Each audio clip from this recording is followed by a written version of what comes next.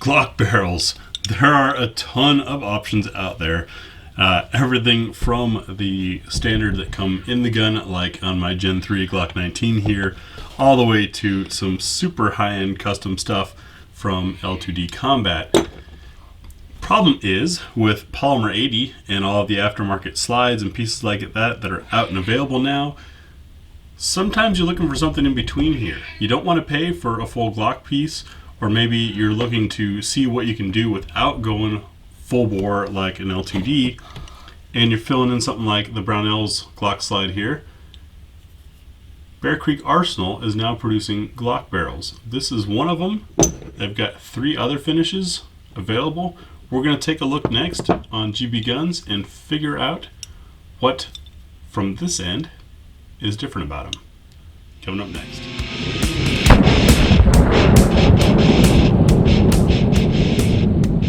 So, to start, why might you be looking for a different barrel other than Glock Factory? Well, you might have shot the snot out of yours, like I have out of this one. I mean, this is a Gen 319 that I bought used several years ago, then used it in competitions, took it to schools, things like that. The rifling might still be good in it, but I was ready to try something else. And you notice you get that play start to develop.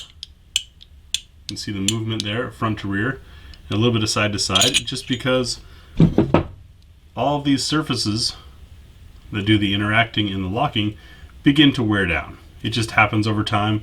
It's natural, it's normal. You can see that shiny spot there, things wearing. I'm not terribly worried about it, but some of you might be looking for something else, or like I said, if you're building something from scratch and you're trying to build a Glock without using Glock parts, that's where the aftermarket barrels come in. These 4 are from Bear Creek Arsenal. We've got a sort of rose gold, a gold, a black nitride, and a stainless finish. And I wanted to see what they did on them that made them any different, if they're different at all, from the Glock Factory barrel. One thing I can tell you right off the bat that's different is these are a 1 in 16 twist, whereas Glock, as I recall, most 9mm is 1 in 10. 1 in 16 is not a crazy twist rate for 9mm. It's just not the most common one that's out there, and that could support using different loads. It also probably makes for a little bit smoother shooting, as you've got less torque and fighting of the bullet against the rifling. It may also result in slightly higher velocities. Curious about that. When we get these out to the range, we'll do our what's for dinner test as always, and we'll chrono. I also have some non-threaded, so we get the same barrel length as the factory gun, and we'll chrono and see if there's any difference in velocity. Also take a look at the accuracy. You can see on the hood here, if I can get the glare off of it, that this edge has a bit of a, it's been smoothened a little bit versus the step and angle cut that is on the factory barrel. That might lead to a little bit smoother cycling. Finish is a little coarse, and I must say the threads on these, at least on the examples that I have, were a bit dirty. So you might want to run a tap, or rather a dye, on those to clean those out before throwing a thread protector on there. But for the cost savings, I mean, these things at NRAM were going for $30. They had a special, and online around $50 or so. Very inexpensive options for a barrel. Does not say if they're plus P rated or not, so that'll be up to you to research on your own. I don't shoot plus P ammo. I don't think there's really a need for it much in any of the guns that I shoot, so I'm not too concerned about it. What I would like to see is what the chamber support is like. If you've watched a bunch of our videos, we know we always use this nozzler match because it is the most consistent ammunition that I've encountered thus far. And a classic Glock challenge has been, we get the camera to play with us right under here. You see there's brass exposed versus on the sides the round is supported by the chamber all the way around.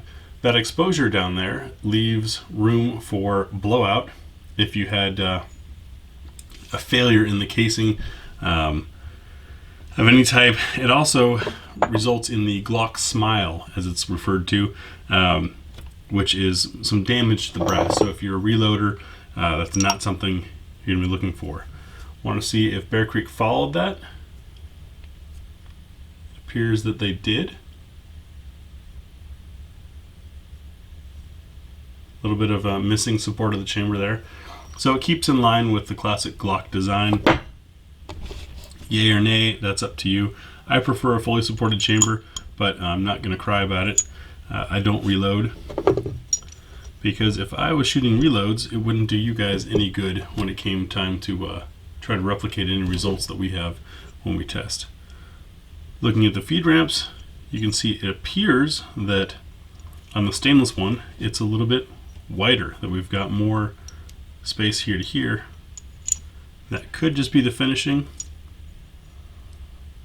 but to me it looks like it's a little wider. Looks a little more supported down there as well.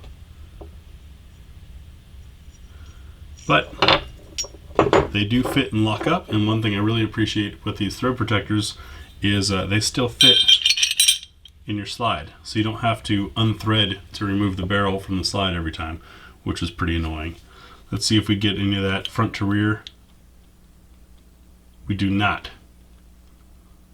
So what I'm doing is underneath, I'm wiggling on the lug here to see how much movement I can get. You don't hear anything?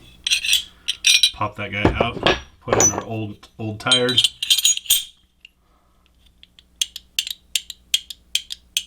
And you can hear and see the play there. So that's an improvement. Also a sign of just fresh, yeah, it's not moving at all. Tighter lockup.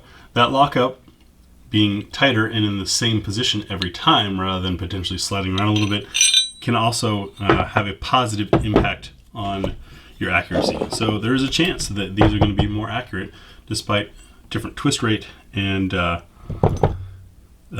being a less expensive barrel. But really curious to see how these perform.